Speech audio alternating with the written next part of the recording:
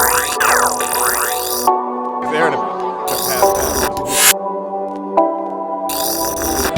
I'm a brokerage. We operate. We don't sell sneakers out of the back of the office. We broker deals, and we get paid on it. There to I'm Jay Martin, I'm the Executive Director of CHIP, and then we'll go down and Justin, I know, has some comments about how the broker community has been dealing with HSTPA. Just not getting an apartment.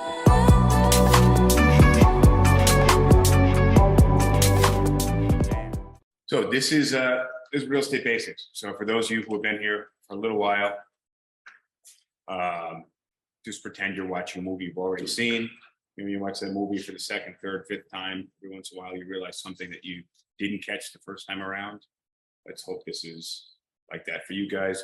If you are brand new, ideally you know some of this stuff. Okay, but if you don't, at least we're covering it now. Right. So and that means things like the 40 times the rent rule. All right, which you should know, but if you're not from New York City or you don't know much about the rental market, which I definitely had no idea when I started this business, or what a flex apartment is. Somebody yesterday asked me what a flex apartment is. It was you. What a flex apartment was. And this job, in my opinion, is a pretty simple job at the basics, right? You take pictures of apartments, you answer calls and text messages, you unlock doors for people, you cash checks. Easy enough, yeah. But why do agents struggle so much?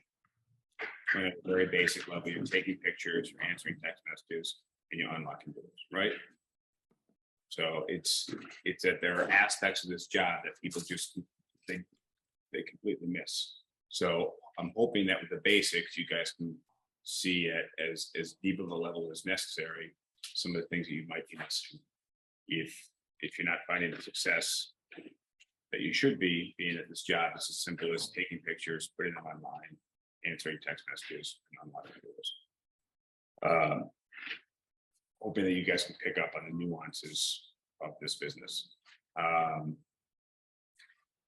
that definitely starts knowing the basics. So 40 times rule, for anybody who doesn't know, means that renters in New York City have to make 40 times the monthly rent. The rent is $2,000. You need a handout. If the rent is $2,000, they need to make $80,000, right? If the rent is $3,000, they have to make $120. If the rent is $4,000, $160. You guys should know these numbers pretty easily because you're going to have to be doing calculations pretty quickly in your head, and it's really easier just multiplying it times 4 and then adding a 0. Right? But when you're on the phone with somebody and they're inquiring about a $3,500 apartment, they have to make how much money? 130? 140. 40. All right. So the questionnaire, which is page 2, those of you guys who are on Zoom, I'll send you the PDF. But if you have not already, I want you to send that to me. It's a lot of basics. Okay. They're really simple New York City things that anybody from New York should know, like which avenue is the designated center of Manhattan. You guys all know that answer, right? So, which avenue is the center of Manhattan? Fifth Avenue. All right, so for those of you who don't know, there is an actual center of Manhattan, and it's represented by an avenue. You'll hit the questionnaire. I will correct you if we have time after this. We can handle it. We can address some of those questions. But I want to also remind you guys the power of being at the office. When you guys are at the office, you're going to learn from other people, right? There's things that happen in real time. I have a lot of knowledge up here.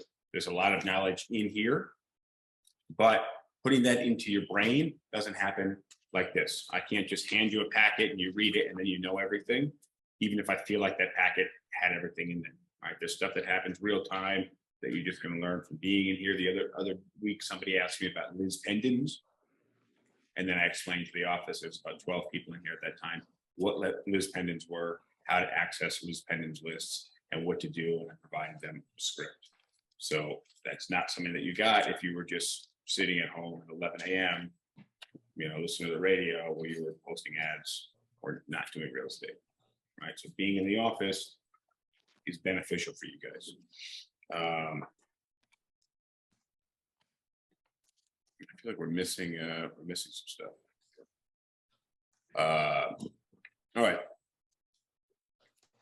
So who's familiar with the Dunning-Kruger effect? Dunning-Kruger. All right, so this is one of my, I don't know what you would call it, favorite theories. It's basically you don't know what you don't know. So the Dunning-Kruger effect, let's see. By definition, the cognitive bias where people with low ability at a task overestimate their ability. As they gain more knowledge, they learn that there's a massive amount of information that they previously did not know about. So I'll give you an example. I got to fix the, what did I fix in my car recently? The wheel bearing.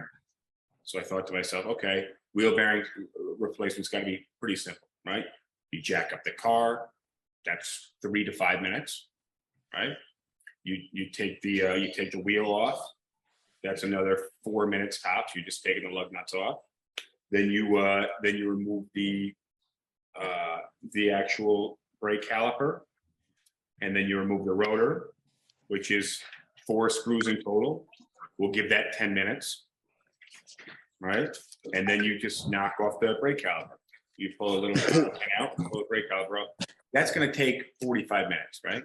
And then you pop the next one on, put the little cotter pin in, bolt the rotor on, caliper on. It's a 2-hour job tops. It ended up being like a 2-day project where I broke one of the parts on the second day and had to leave the car on jacks for the following week because I had to go back and forth to work. Does that make sense? So in my mind, it was a lot simpler. And then as I got into it, it became infinitely more complex. So this is what the learning curve looks like for Dunning-Kruger. So in the beginning, where I knew little, my perceived confidence in the ability was very high. As I got started and realized I didn't know very much, I learned there was a lot more I needed to learn. And then I got pretty frustrated in this valley of despair and spent the next week on the bike commuting back and forth, wishing I was in a car. And then I spent time on the internet looking it up, slope of enlightenment, and arguably when it comes to changing the wheel bearing, I'm somewhere near the plateau of sustainability. I could probably do it again pretty easily, except by the next time I need to do it, I probably will also have forgotten everything. Okay. But when it comes to real estate, let's take this out of mechanics, bring it back into real estate. When you guys are new, and I tell you this job is pretty simple, right? You just jack up the car, take the lug nuts off, take the caliper off, rotor off, pop the wheel bearing off, right?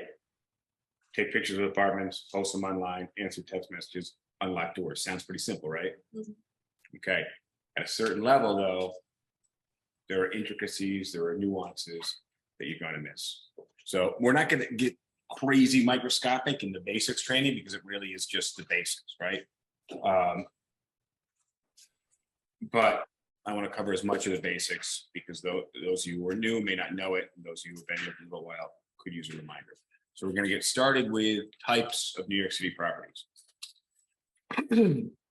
Unlike a lot of the country, when you have single-family houses in the suburbs, in New York City, the infrastructure is a little bit different. So to start, we have rental buildings. Rental buildings are usually big apartment block styles. They have 10 to 200 units in them, maybe more in some cases. The ownership of the building is usually held in LLC. If somebody owns a rental building, they're going to want a limited liability company. That way, if somebody injures himself in the property, they can't sue that person for the rest of their belongings. Make sense? It's very seldom when you're renting a building in New York City that you're going to meet the actual owner of the building. Okay. Some are held in real estate trusts where there's a family that, many people that own the real estate trust, and then the building is managed by a management company. So you're not gonna go meet with Joe Billionaire in his office at the top floor in the Chrysler building where you look down the rest of Manhattan and sign a lease with him, right? It's usually just a leasing officer or a leasing agent from the management company who's handling the paperwork, and then the building is held by this conglomerate of lawyers and trusts and attorneys, et cetera, et cetera. Make sense? All right. Most people usually just think there's one dude who's very rich and he just, passes by the property to make sure things are tip top, and then he goes home in his Mercedes. It's not usually how it works. Although there are some cases where you have smaller owners who are much more hands-on. But in New York City, it's not as common. So you can consider a rental building any building with 4 units or more. But in New York City, usually they're much more dense in terms of apartments. These are buildings that are occupied almost always by all renters. Okay, so most rental buildings are rental buildings, and condo buildings, right? So your neighbor across the hallway in a rental building is also going to be a renter. They're usually on leases that are 1 to 2 years long. Month-to-month leases usually favor the tenants, and in an area like New York City, where the owners have more power, right? They have the upper hand. They're going to want longer-term tenants, so usually 1 and 2 year leases. Right? They want to make sure that they're going to be getting that money every month. Next is SRO. SRO is definitely something I've only really seen in New York City. Stands for single room occupancy housing. And those are buildings that are composed of studio apartments with shared facilities, like 1 bathroom on the floor, right? And then everybody has their own studio apartment. Some of them have kitchenettes, some of them do not. But think of it like dorm style. It's usually, what's the word I'm looking for? Lower income housing. A lot of times they have lower income housing. So if you look at a lot of the vouchers, they will say room rental, and then studio rental, and then 1 bedroom, 2 bedroom, 3 bedroom, 4 bedroom. Room usually would be like an SRO. Okay. An SRO cannot be converted into a regular rental building or into a condo building without a certificate of non-harassment. So if somebody is selling an SRO, the buyer have to buy it as an SRO and won't be able to change it and gut the building unless they have that certificate of non-harassment. Basically, it can be. You just have to file that you didn't harass the people who live there to move out. Okay, harassment is writing someone a letter saying, "Hey, would you take $100 grand and move out of the apartment?" is considered harassment. So harassment is really a subjective term. Are you making sure the new people are getting these handouts? And who gives it to you? You have to file for it with the city. What exactly? Let's see. Next is condo buildings. Condo is short for condominium. Condos are buildings composed of individually owned units. The owners have an interest in real property. So those of you guys who took the real estate exam, real property is physical property. You can touch the floors, you own the floorboards. You touch the walls, you own the walls. Make sense? They're responsible for the upkeep of their space, and they pay monthly fees to the condo association, which are known as common charges. And those cover the cost of upkeep of the common areas. They also cover the exterior, like the roof, the exterior facade of the building, the hallways, the elevators, right? So if the elevator needs maintenance, that comes out of the common charge, the account for all the common charges going. If there's a doorman, they're paid by the common charges. So nicer buildings with doormen and porters and things like that are going to have higher common charges, right? Unless, of course, the building is that much taller, right? And the common charges are split among that many more residents, right? So residents pay common charges and they pay real estate tax separately because they own real property.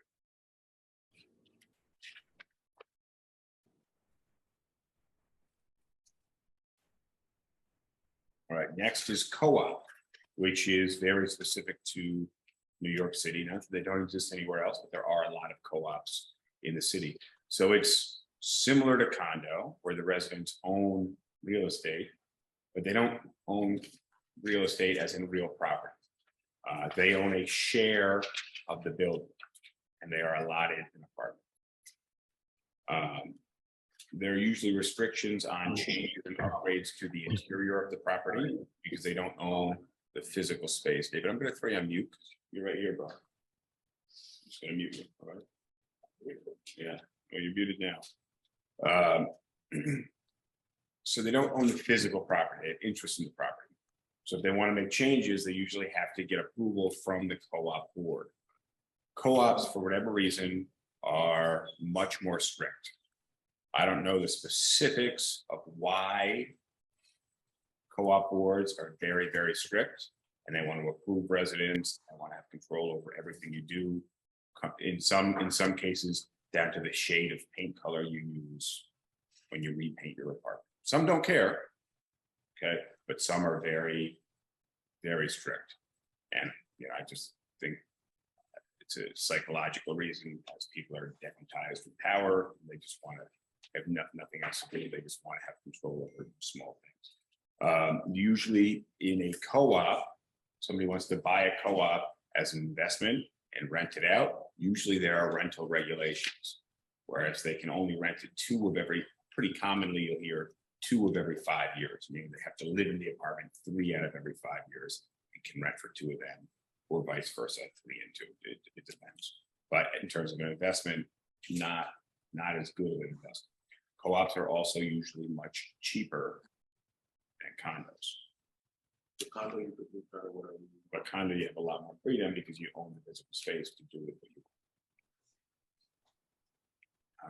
The co-op boards are resident member boards, so people who live in the building, and they meet to review potential buyers, sometimes potential renters, and they make decisions regarding different aspects of the building. Quick question, what's the procedure when it comes to a rental co-op? So when you're renting if you're renting in a condo building, I'll just touch on that first so we answer both sides of the question. You're usually just signing a lease with the owner of the condo. Okay, some of the condo buildings might have their own lease they want to use, but if it's a condo, you just like if you were renting out your house to somebody, you're writing that lease between you and the renter, right? You're the owner, right?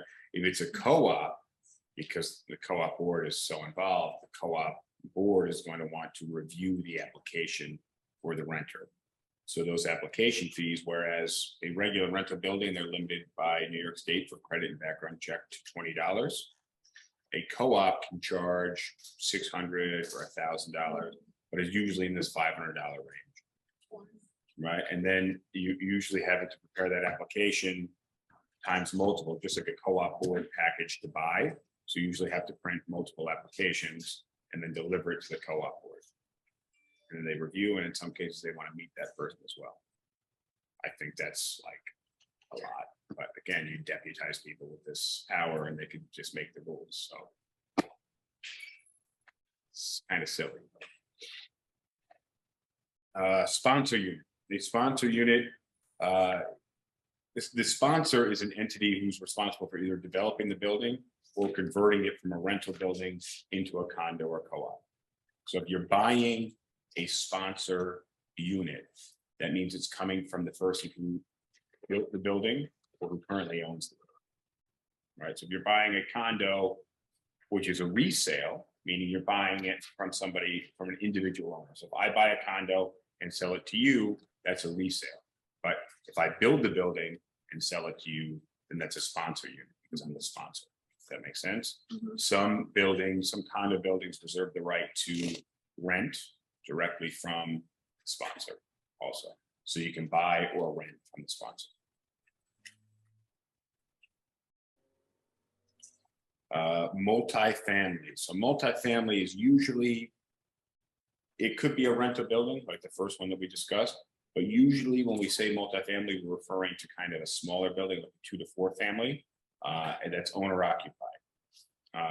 owner occupied, when you buy a building, is a great way to have some of your mortgage paid by renting out to the other units. They call that house hacking now. It's a term that came up in the last couple of years.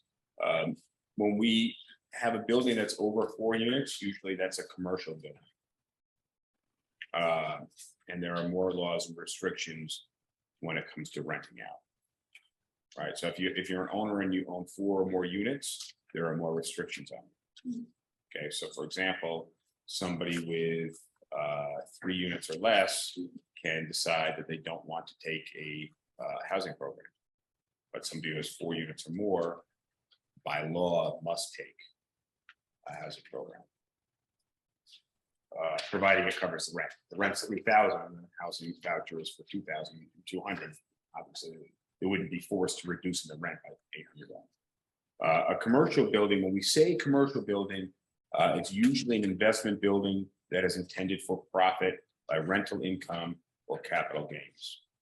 Okay, so we could refer to a rental building as a commercial building in the sense that they're selling this building and it produces a profit. Okay, usually when we say commercial building, though, it's meant to imply that the building itself is used for commercial purposes. So for example, this building, our office, is a commercial building because it's full of businesses. It could be a warehouse or some type of industrial building. So retail, office, warehouse, industrial, but it would exclude churches and schools. Right, and I'm not 100% sure on hospitals, actually, I just have no idea, but I would imagine it would go for hospitals. Any questions about building types?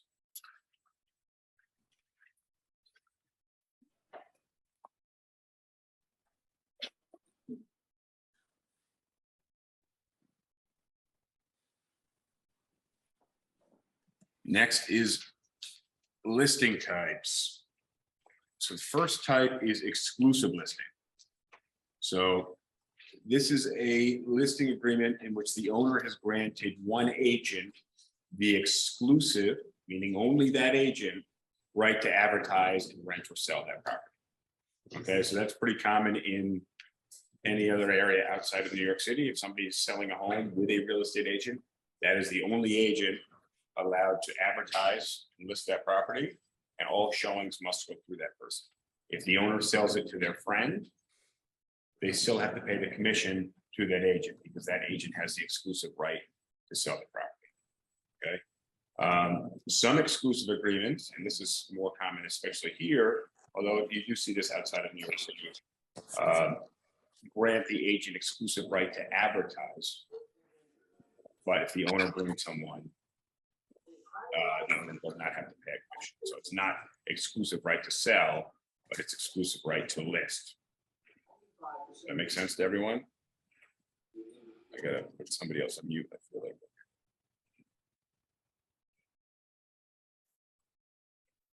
Right. Open listings. So these are listings. You have a question?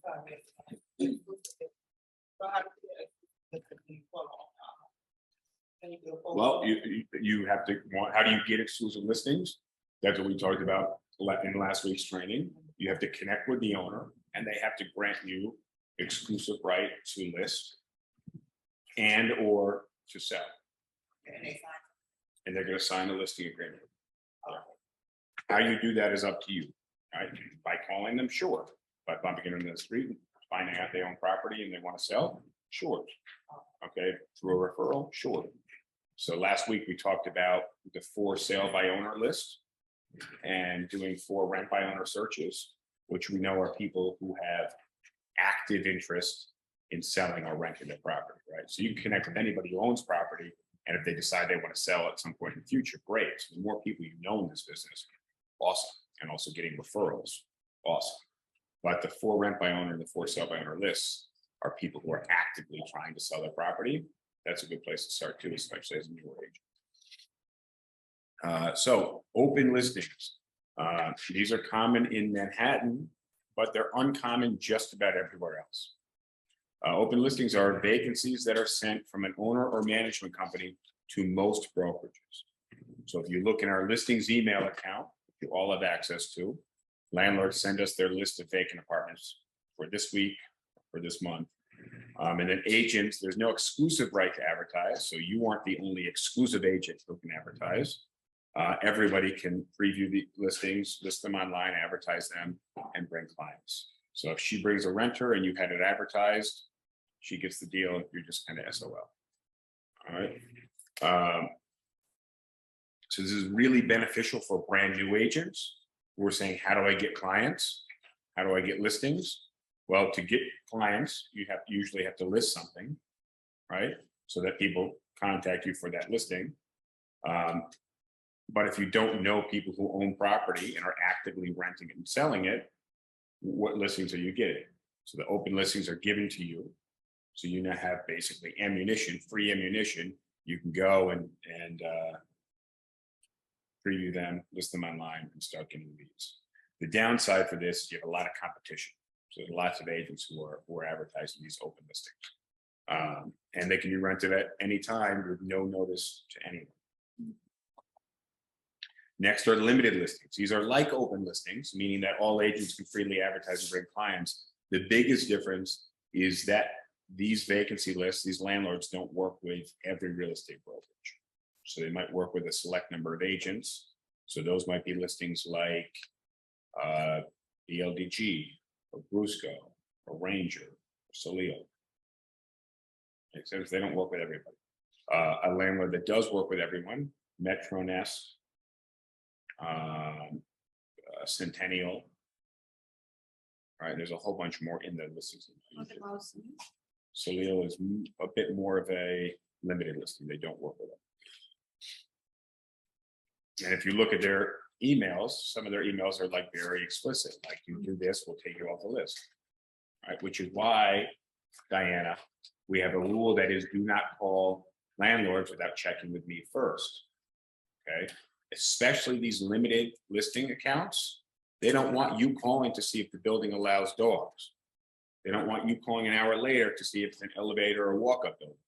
They don't want you calling an hour after that to find out if they'll take a guarantor from New Zealand, right? There's reasons why these guys aren't open, and that's because they don't want to deal with the general public. And since there's 130,000 real estate agents in New York State, they don't want to deal with 130,000 real estate agents. They want to deal with a select number of agents who know their policies already. Pocket and off-market listings. These are available listings, so they're ready to be sold or rented, but they're not available to the general public. Meaning they're not advertised on an MLS or traditional platforms like Zillow or Trulia. Instead, they're marketed by word of mouth, and there are some private listing services.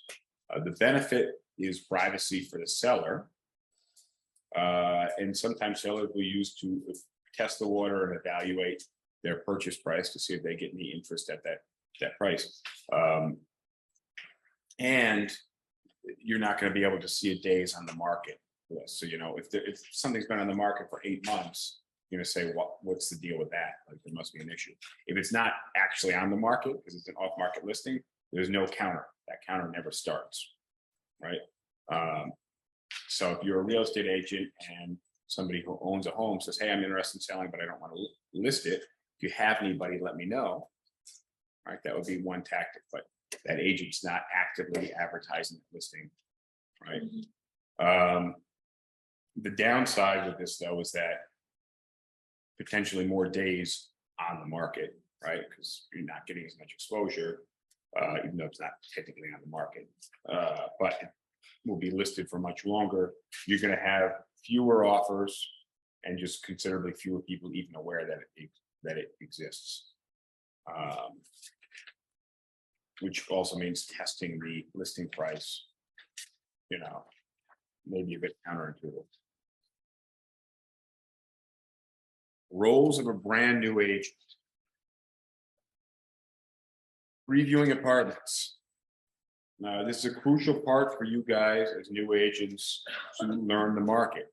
And even people who aren't new agents, you still need to be seeing listings as they come up. So going to open houses, doing previews, it's really, really important.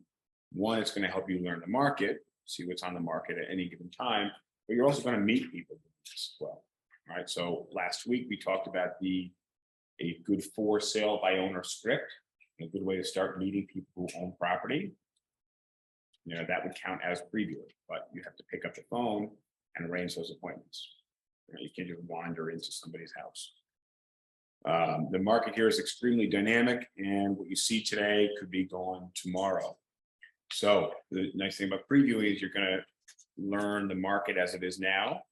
You're going to start to learn different neighborhoods and different price points for properties in different neighborhoods. But you're learning what's available now, and since they are getting rented, it'll allow you in 2 or 3 months, maybe you have a client that tells you what they're looking for. It'll allow you to recall this information and say, oh yeah, Brusco has some nice 1-bedrooms in that $2,800, $3,000 range on the Upper West Side. Let me check Brusco's list because I have somebody today who's interested in 1-bedroom.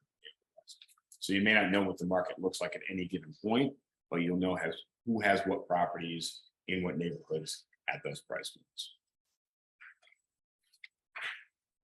Also, a nice thing about previewing apartments is you're going to learn the different styles of properties that different landlords have. All right, so the difference between so that's Centennial. Anybody raise your hand who's been to a Centennial apartment?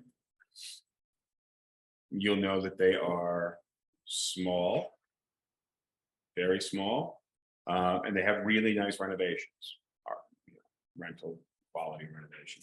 But stainless steel, exposed brick, everything's brand new. The bathrooms are redone. You're going to learn what they look like. So in 4 months, when a client tells you what they're looking for, they want something that's updated. They're not so concerned with the size of the apartment. You should be thinking Centennial. Right now, you don't know what Centennial has, but Centennial should pop into your brain because you've seen 2 or 3 dozen of their apartments across so many different neighborhoods. Does that make sense? So that's one of the powers of previewing apartments. And I would rather you be able to pull from your memory what you know is going to work in 6 months, then go to a database, do a search, get 327 results, and then have to choose 4 apartments to show your client. All right, because what's the skill in that? And how do you know those 3 or 4 apartments you're choosing are any better than any other apartment? You're just kind of walking around, unlocking doors blindly. And you guys got to know that what you see in pictures and online isn't exactly representative of the actual space in the actual apartments. Right, you learn that when you start seeing places. So previewing apartments as a new agent and somebody who's been in the business, stay on top of the market, really, really important. Part 2 is post apartments. Right, this is the simplest and most guaranteed way to generate leads. Right, you want to have nice posts with bright, clean, crisp photos, solid description. Okay, all you guys for the most part can work in your descriptions a little bit. And most new agents start their description with, this beautiful apartment features hardwood floors, which to me is not really a way to describe an apartment. Okay, one, because beautiful is subjective and hardwood floors are pretty much in every apartment. So when you're describing the apartment, you want to describe maybe more of what life might look like living in that apartment than just the basics. This apartment features walls in every room, floors in every room, the kitchen has appliances, right? But that's actually how most people's descriptions sound. This beautiful apartment features hardwood floors. It's very bright and spacious. What does that even mean? Are you describing a specific apartment, or would that description work for pretty much anyone? The apartment's bright, sure, when sun's shining, right?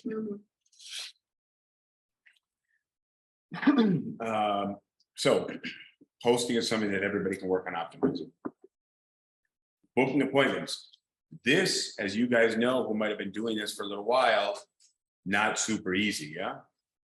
Right? You'll get leads, but then they don't turn into appointments.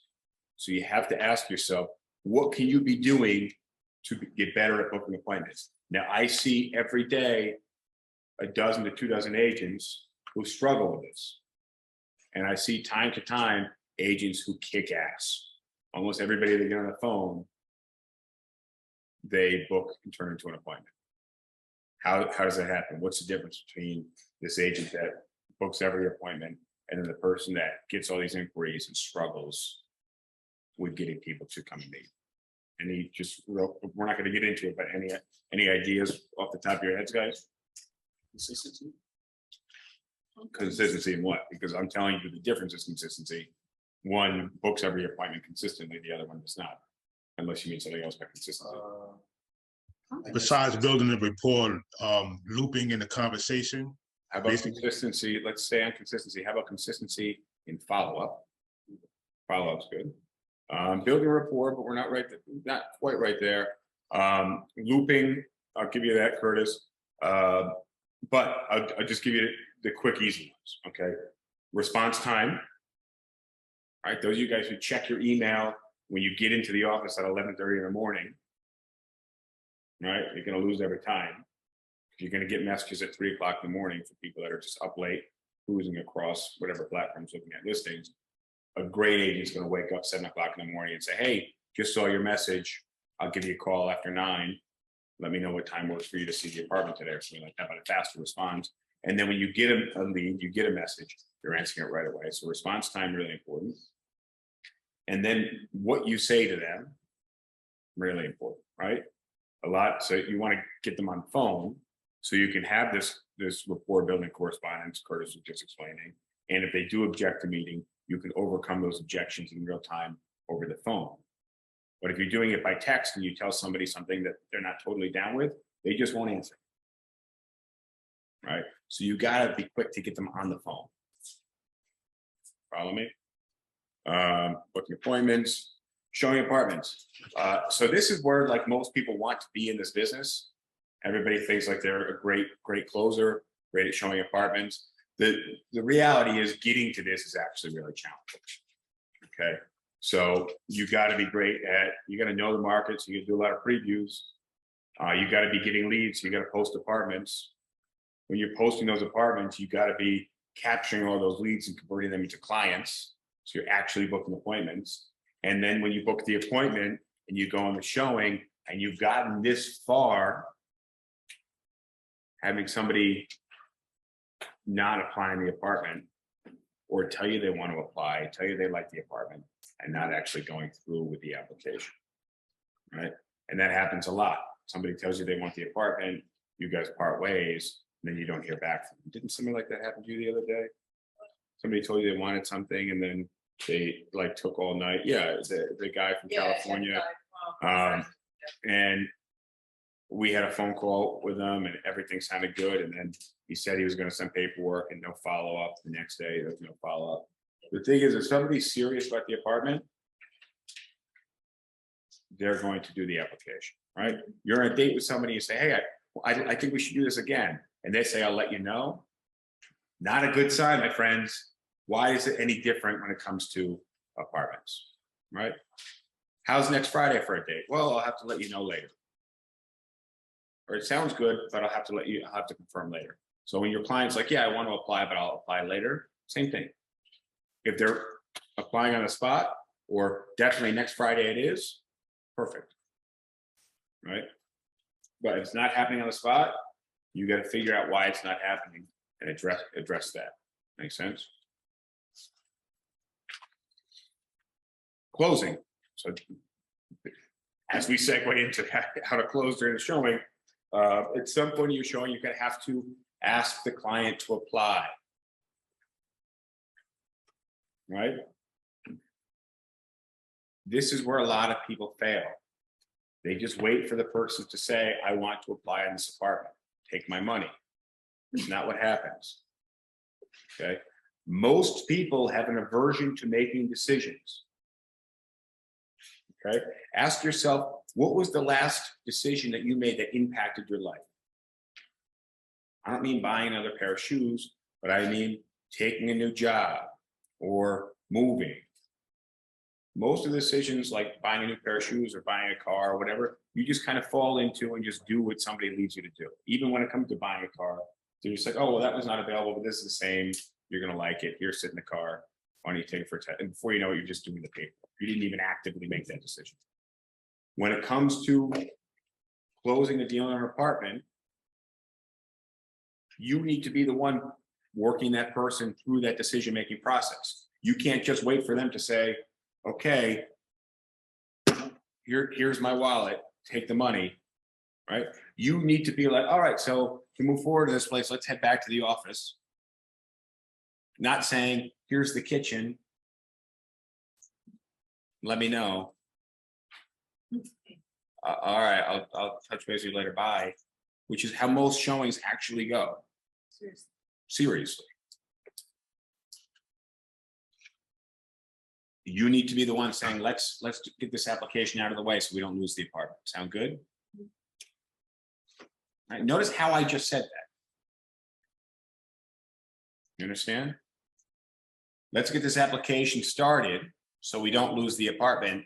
Sound good? Okay, that's an affirmative way to ask the question. Not, do you want to apply in this place or not? Okay, because that's how I hear you guys saying things to your clients. I listen to you guys on the phone. So you want to come into the office today or drives me insane. Drives me insane. Okay, that's, and we talked about this last week, neuro-linguistic programming. Making people do things that you want them to do using language and using body language, which counts as language. You understand me?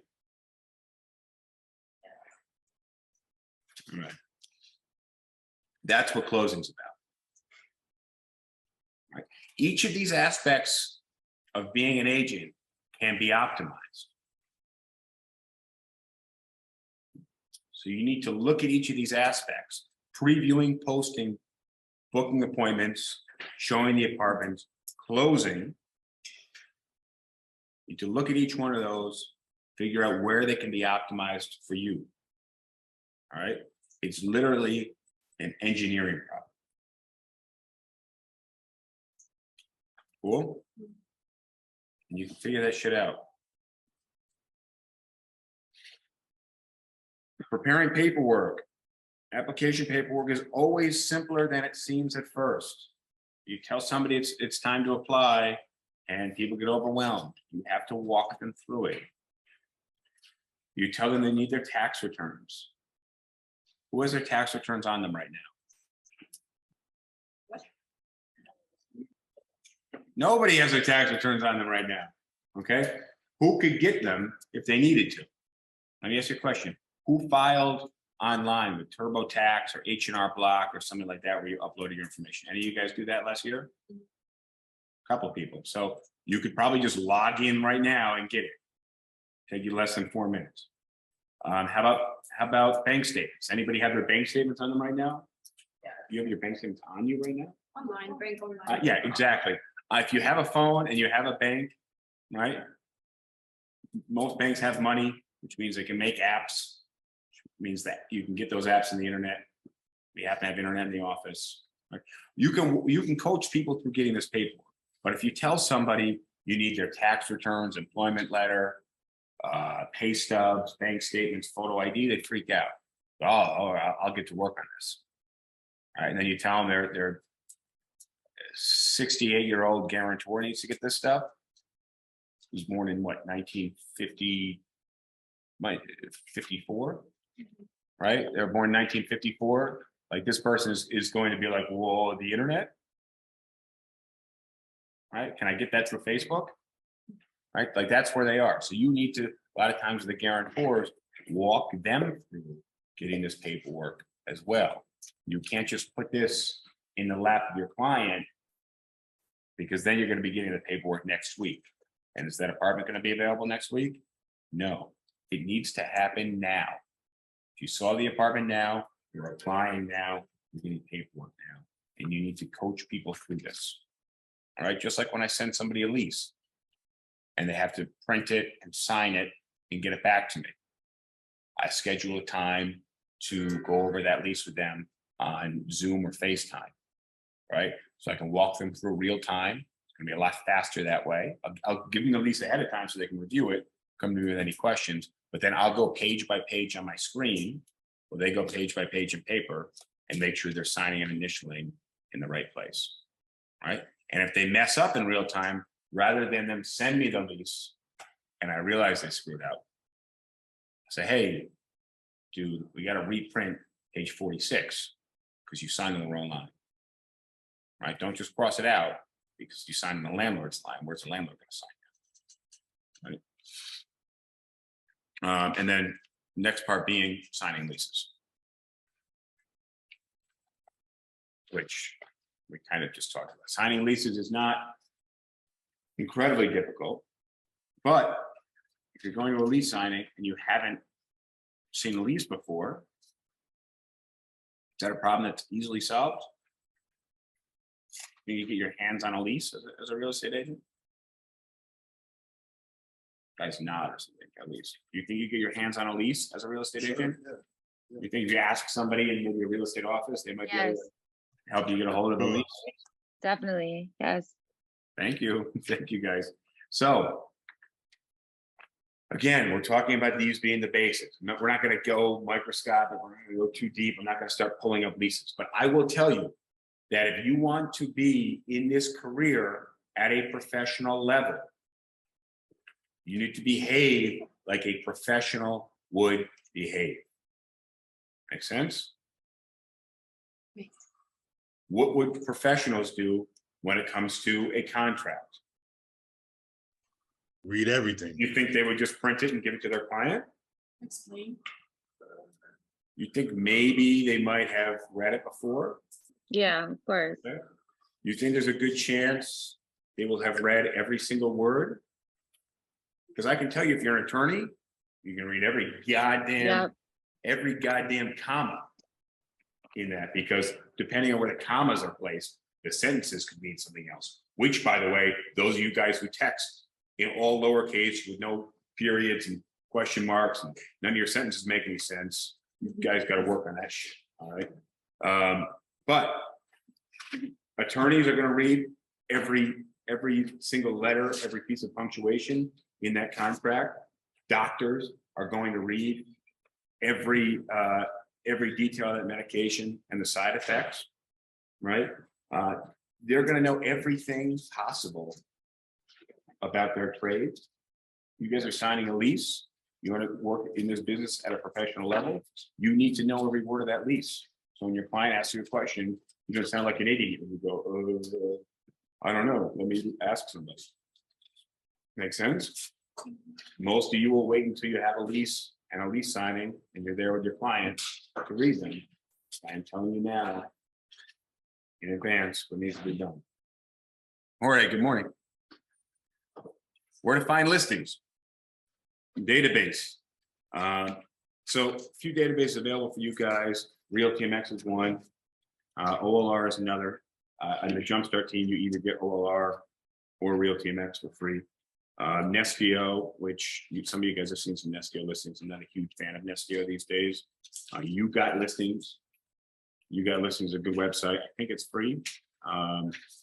Some agents use StreetEasy as a database, but just know if you're using a listing platform that is consumer facing, like Zillow or StreetEasy or Apartments.com, some of the listings on those websites that are posted by other agents, we may actually be direct with the landlord, right? So somebody posts a listing on StreetEasy and you contact that agent for arrange a viewing and you rent it, you have to co-broke with that agent. But if you didn't realize that's a landlord that we are actually already with, then you could have taken the whole commission instead of half the commission. Excuse me, quick question, Justin.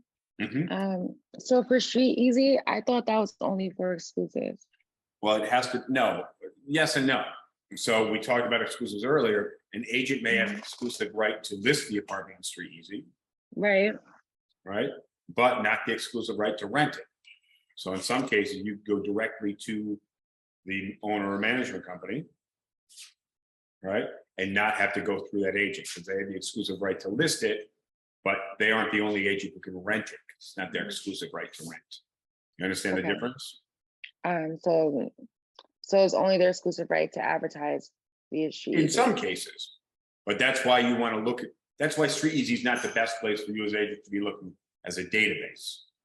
right? You want to be Okay. looking for the listings email. You want to be looking on Real Team X first. And then if you come up empty handed, like for the 19 of you who daily reach out to me for these $1,700, $1,900, $2,000 apartments in Brooklyn or Harlem or Bronx or something like that, we just don't have them in the database. Then you might go to Street Easy or Craigslist. Okay. And then if you're really not finding it there, you just go to your client. Sorry, pal. Sorry. Right. But if you're not finding it in our listings email, you're not finding it in Real Team X, then you might step down to Street Easy and then down a big step to Craigslist. Right? Okay. All right, thanks. Real Team X, OLR, and STO, you've got listings. The listings email.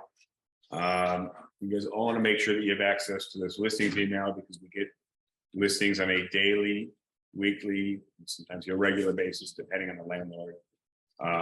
Some don't have a set schedule, they send it to us, but you want to constantly be monitoring that listings email. I keep it open on my screen all day long. Let's see.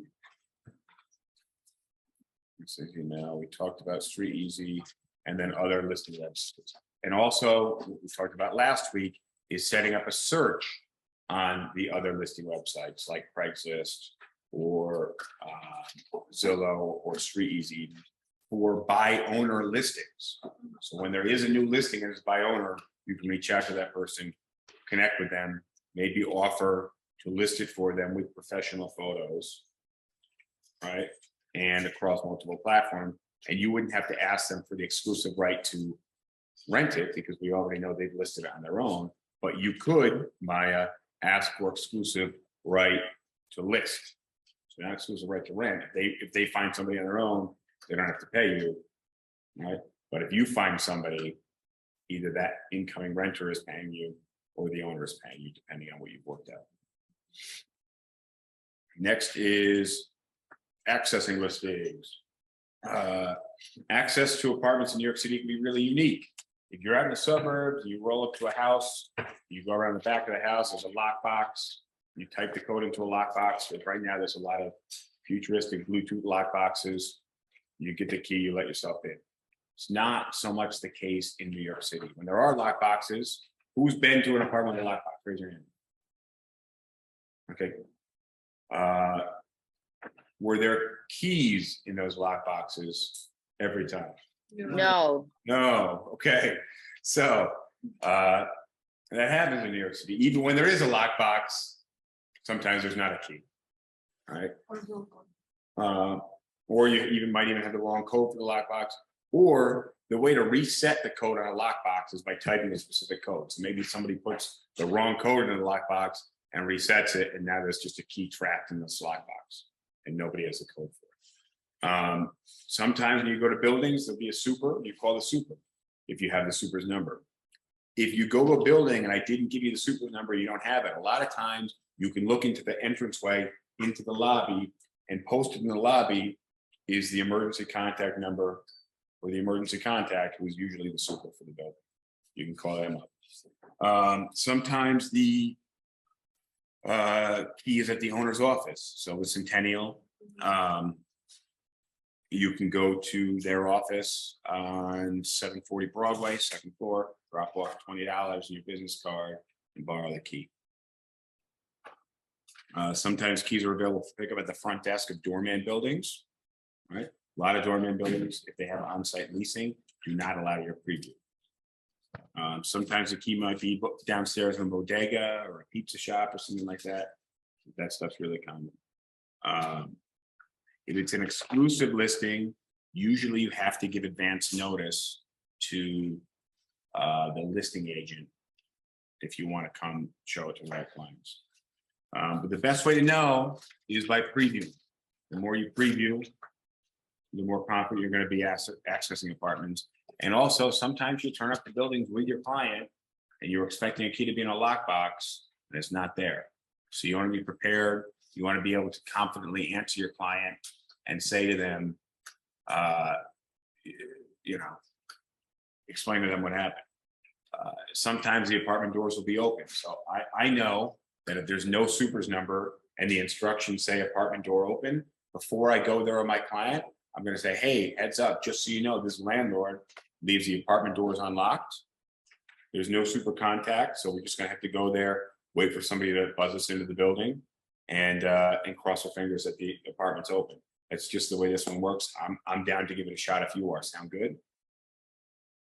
But again, I'm tossing that ball into their court because I want them to be the one, you know, they were the one that made that decision. Who is that landlord? Just, it could be any of them. Most schools? Not off the top of my head. Let's see. Monarch, for example, does that. Right, you go to a Monarch, it could be locked. That was happening to people with their Upper East Side stuff last week. Let's see. Any questions about accessing listings, guys?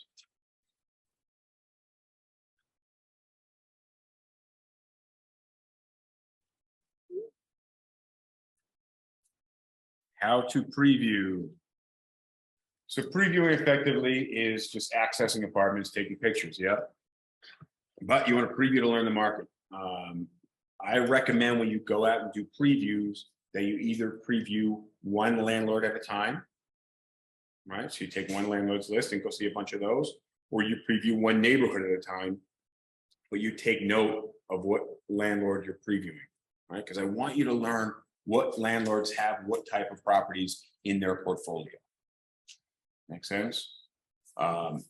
And you, Quick question. yeah, go ahead. A landlord that's offering one OP, that means that the landlord is paying the 50%?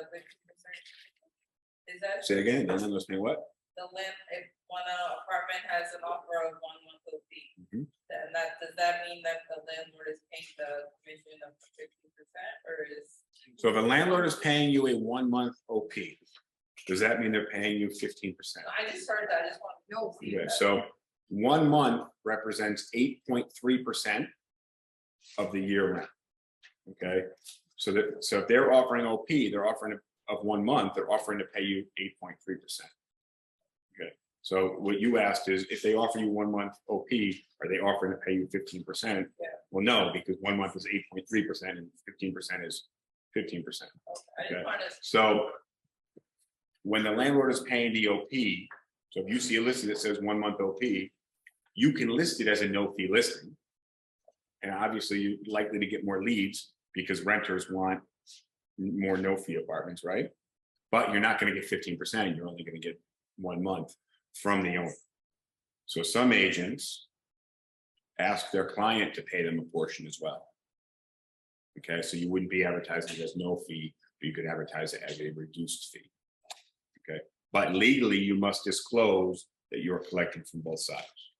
Our listing agreement, the one that I sent you, I think I sent it to you guys yesterday, actually. Our brokerage agreement, not listing, our brokerage agreement has a fillable line for how much the tenant is paying you and how much the landlord is paying, which in most cases you would put 0 on the landlord line and the 15% on the tenant line. Okay, previewing. I like taking a printed list with me when I go out to preview and a pen to write on. I like the old school way, pen and paper. That way you can take notes about the apartments, right? What I like to do when I preview is when I walk up to the building, I'll take a picture of the exterior of the building. And then when I walk up to the apartment door, I take a picture of the apartment door with the apartment number on it.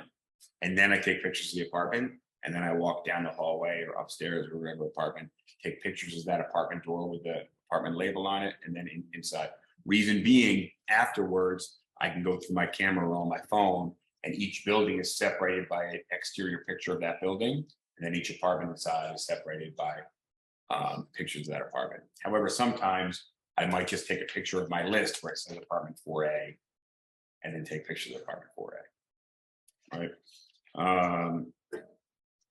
Before you go out and preview, you want to plan a route so that you're efficiently traveling from one apartment to the next, minimizing backtracking, not having to go across town or from downtown all the way uptown, right? Let's see, and you know, especially for those of you guys, I've hired a lot of people who have been really successful in this business who are like brand new to New York City. All right, who don't know how to get around the subway. So previewing really helps you with that. It helped me with that. I remember my first few months in the business, I get on the subway going the wrong direction with my clients. I get on the wrong train, end up in Cleveland, Queens when I was trying to go to the Upper East Side, or who knows. So the more you preview, the better you're going to get at this stuff. Guys, a couple of quick tips on previewing. Professional photos have less to do with the quality of the camera than they do the photographer. Okay, if you have an iPhone 12, 13, or 14, these cameras kick ass. Okay, I had a Canon 5D with a big, I think it was like 15mm lens. I don't know, it was a giant wide. The lens cost fucking $1,200. Okay? Just the lens? Just the lens. The photos we took with that camera were not as good as the photos we took with the phone. Why? Ease of use on the phone, better. But really what matters, the nice thing about the expensive cameras is that you can change the aperture and the exposure, right? Things like that. This does it automatically, and you can also change it afterwards, okay? What really matters the most is what's in the frame, okay? I want to give you guys a couple of quick tips when it comes to taking photos, all right? I'm giving iPhone tips because if you don't have an iPhone, sorry, folks. When you're in the regular photo mode and you can zoom out, right? That is a superior quality image than the people who do the panoramic. If you don't know what panoramic is, good. All right. You don't need to be taking panoramic photos with your phone. So in the photo one, you do want to zoom out. You don't always have to zoom out all the way, right? Because you might get too much in your frame. When you're taking photos and video for the most part, you're going to want to take them with your phone horizontal. Okay. Now, if you're posting to TikTok or Instagram, you probably want it like this. But if you're going to be posting those apartments online, most people are looking at a desktop or even on their phone. You still want the best quality image, the widest image. So you want to be like this. Okay. If you want to do a posting to, say, Street Easy and a posting to TikTok, take separate photos for both. Okay. When you were taking the photos, your phone. Wait, why are you taking separate photos? Because TikTok, you want them to be vertical pictures and you want as much in the frame on the top of the frame and the bottom of the frame, right? If you're taking it for, say, YouTube, which you would want it like this, because YouTube videos, we watch sideways on it. TikTok videos, we watch vertically, right? So you're just losing a lot of what you could have in that frame if you're using the same video for both platforms.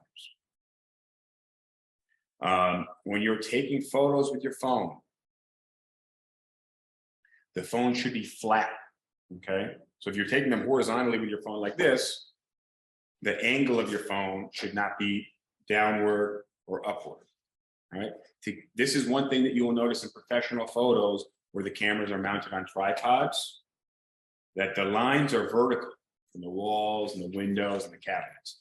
That's because the camera is mounted on a tripod and it's perfectly level, okay? Not downward or upward. A lot of people, what they do is they force themselves into the corner of the room and they do this. That does not make the room look bigger. All right. You want, and the angle that you should have should be that your phone is on a level plane. Okay. You want to be roughly halfway between the ceiling and the floor. If it has particularly high ceilings, then you don't want to be more than 4.5 feet off the ground. Okay. To accentuate the high ceilings. What you have in the frame, I recommend having 2 walls in the frame. And that one end of what's in your frame ends just before that wall stops. So if I was taking a picture of this room, for example, I would have as much of this wall as possible. And then all of this wall, except where that pillar starts. You see where that pillar starts over here? I would be cutting off that pillar just out of frame. Okay. Yet the end of my frame would be perfectly parallel with that pillar. And then the rest of the room. Okay. You don't need to have 64 pictures of every apartment. Right? The goal is to create interest and intrigue. If this is your Tinder profile, you don't have 70 pictures. You have at most 3 to 5 photos that put you in the best light. Okay. Same thing goes with descriptions. You don't want to be writing a book about the apartment. Right? The text should just confirm what the photos show. You follow me? But photos are really, really important. Okay. Spend some time looking at luxury apartments, spend some time looking at other listings and see what they're doing. At a professional level, this is what professionals do, right? Doctors go to conferences, right? And meet with other doctors. Professional athletes watch game film, right? Study their competition, see what their competition's doing. You should be doing the same. See what other agents are doing. See what other agents are doing that's lousy, so you notice what's lousy, so you don't do that. But pictures can really help you get better interest by taking really good pictures. So I'm show you that in the example. That's what it's talking about. We only want these 2 walls. Can I just show that to the community? This is actually pretty good. And if you look, it's It makes it look big. and see how it's cut off on the end here? Both sides. This one over here also. But notice that it was notice that the wall is vertical, the lines are vertical. All right, this is not a luxury apartment, but it's a great photo of that one. All right. So there's only one intersection that's going towards the corner. And notice how he's standing in one corner taking a picture of the other one. Right, so we only want this wall to meet up over here, this wall to meet up over here. The moment you capture another wall, that's another intersection point to the other corner. This is just gonna look slow. So everything has to be parallel. So when you cut it in out frame, you know, it's gonna look good. So videos. Let's see.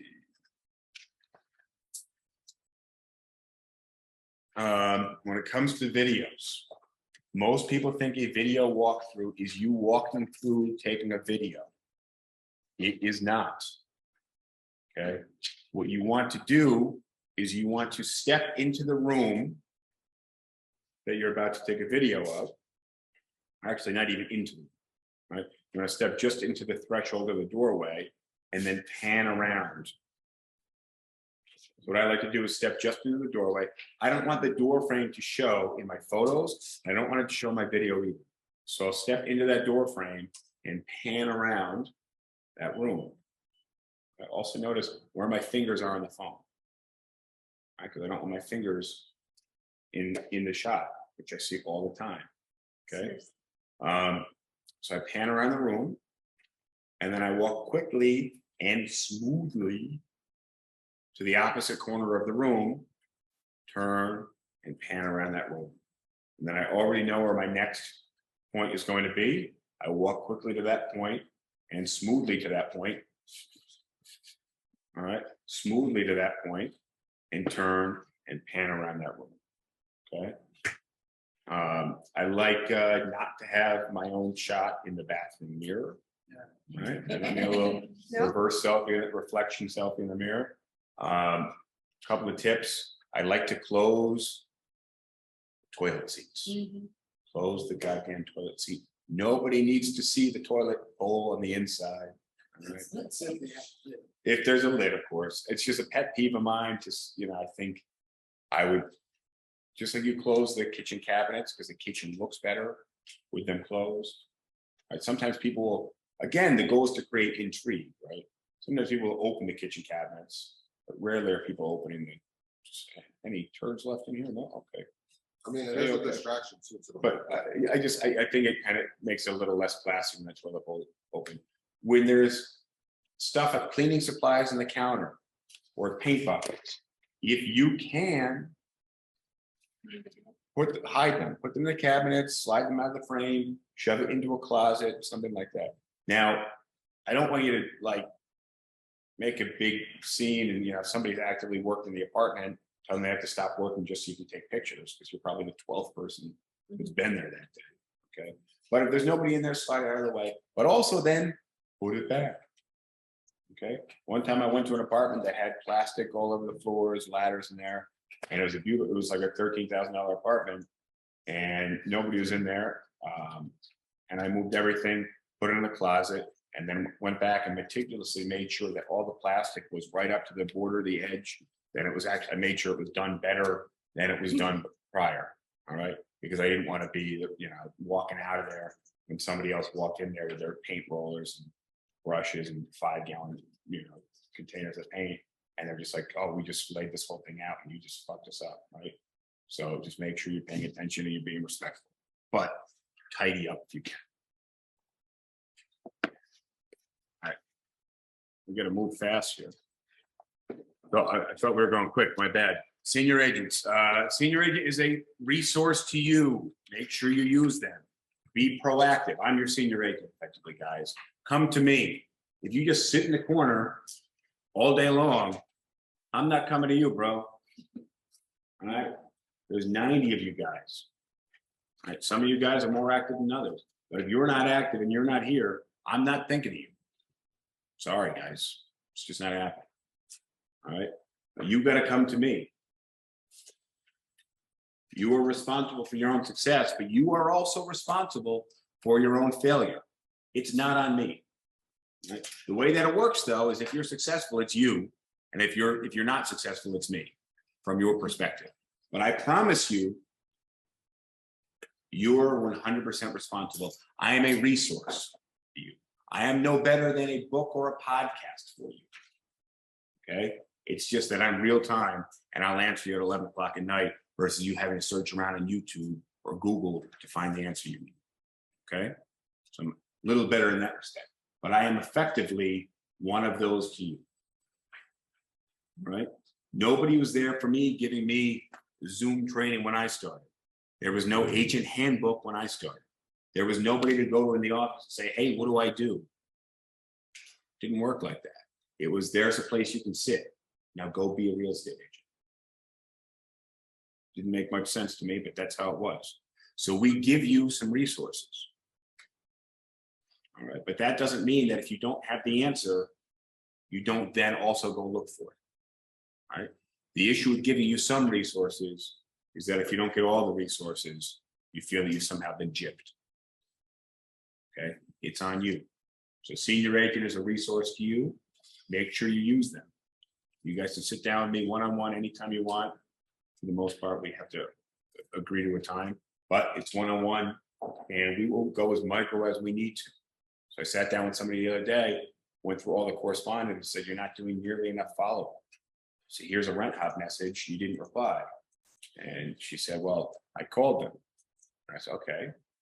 They messaged you on Rent Hop and you didn't reply on Rent Hop. It's good that you called, but I would have called, left a voicemail, followed up with a text, answered them on Rent Hop. And if their email showed up, I would send them a separate message. Say, hey, I noticed you reached out to me on Rent Hop. I have a lot of apartments right now. Let me know what your criteria is. I'd love to show you some additional options as well. By the way, I left you a voicemail and sent you a text. Just wanted to make sure you got my message. So, but it's all available to you to contact them. I realized the agent wasn't doing any of this, and there was a lot of follow-up that just wasn't happening. Somebody reaches out to you by text.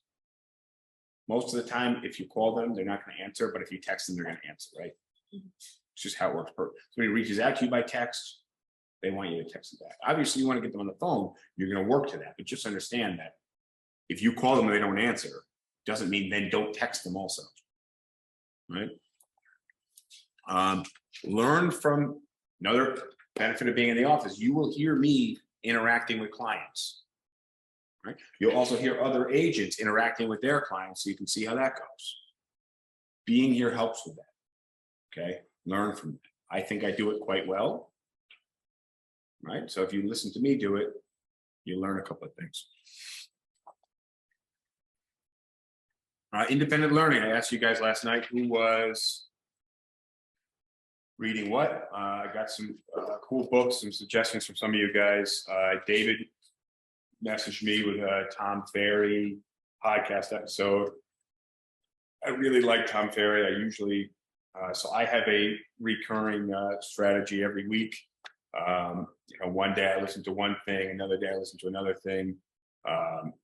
You know, I recommend that you guys have some type of routine when it comes to consuming some training information, whether it's reading a book, listening to a podcast, listening/watching a YouTube video. I just wrapped up a book this morning. It was an audio book, but it was on YouTube, but it was free. So it was 10 hours and 55 minutes. So it took me a little longer than I wanted to. But I recommend that you guys incorporate something like that into your regular daily routine. Okay.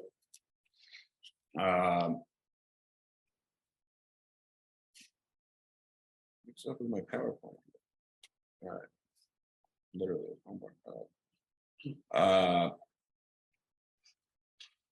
I'd like you guys to write the answers down to these questions. First page. No. Not on the homework, prior to the homework. I want you guys to write answers down to these questions.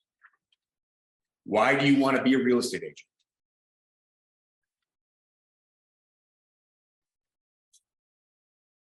You better have a really compelling answer. Writing now? Why do you want to be a real estate agent? The answer should be specific to real estate. Okay, so I want to make money, not necessarily specific to real estate. I like houses, specific to real estate, but bad reason. Okay, so you must have a compelling reason. Compelling in the sense that it should compel you to want to be a better real estate agent. Next question. How badly do you want to be a real estate agent? So if you're searching for a good reason to question one, question two is going to be a difficult question.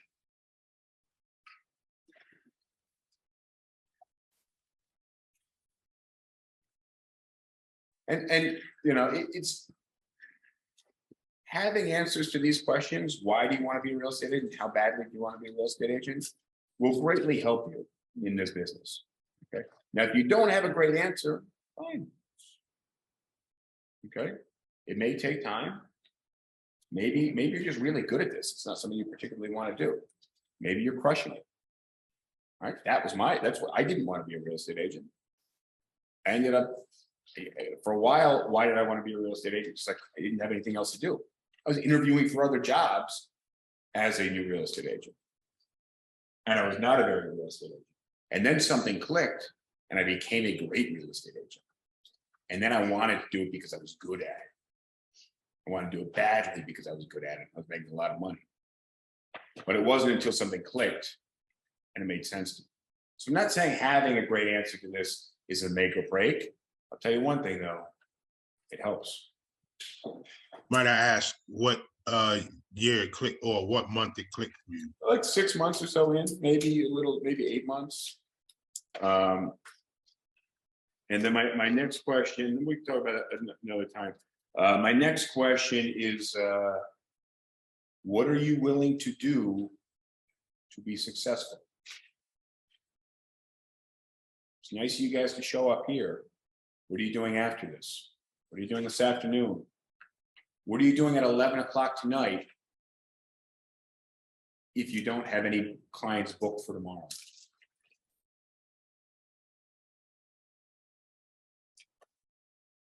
Because if I was a new real estate agent, I didn't have clients booked for tomorrow. It may not be possible to book somebody at 11 o'clock at night, But I would be freaking the fuck out. Fuck. Got a whole day tomorrow, no clients. I gotta shape up somehow.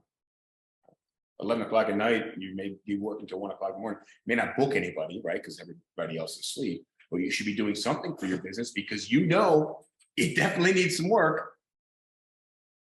The metric we're measuring here is you have 0 clients tomorrow, so pretty clear metric, yeah? So my question to you, why do you want to be a real estate agent? How badly do you want it?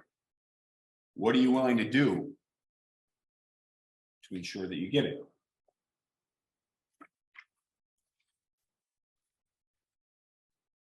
And I will remind you, once you have those questions answered, not to let yourself down.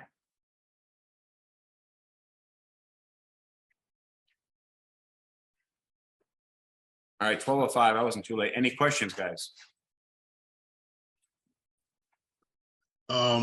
What is your stance on expired listings? Is that a resource we can get into or no? Yeah, expired listings are okay. They're a little tougher to get in this market because most expired listing services use the MLS to get that data, which has pretty clear start and end dates for exclusive listings. So the end date would be the expiry date. But check them out. I mean, it's definitely an underutilized resource. So if you can find a good list, go for it.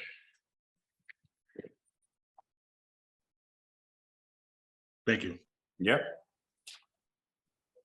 Hey, Justin, quick question here. So you mentioned the importance of being in the office. Can you talk about like how to balance your schedule between, because I know also what's also important is being out there on the ground, previewing places, getting to know people. So could you speak on like what you feel would be like an ideal split of someone's time in terms of like getting into the office, being at the office, but also making sure to be out there on the ground? Yeah, I like making the office my headquarters. Okay, I think I try to lead by example, but I don't see anybody for the most part following that. I'd like to start my day from the office and then go from there. So if I was going to be coming in to do work, I would come into the office, set up shop, and then head out and preview. And I would also be touching base, if I was you, with me on a daily basis, so I know what you're up to. Thank you. Okay. All right. And Karina, we can totally go into that much more in depth personally for you, but I got another meeting I got to jump into. So I'm going to log off this one. And I will see you guys hopefully at the office. Adios. Bye, thank you. See you guys. I hope this meeting